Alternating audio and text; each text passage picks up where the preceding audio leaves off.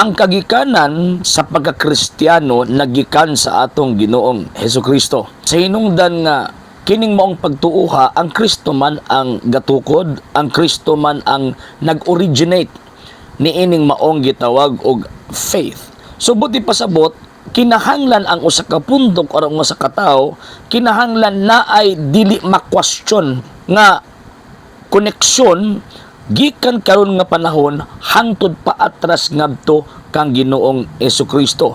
So buti pasabot kung di ka makapasar ni ana, dili ka matawag nga Kristiyano.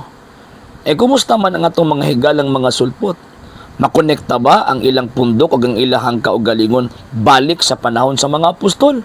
Dili mga higalag mga igsoon. Nga naman, sinungdan nga musangko lamang ang ilang kasaysayan ngadto kag Martin Luther.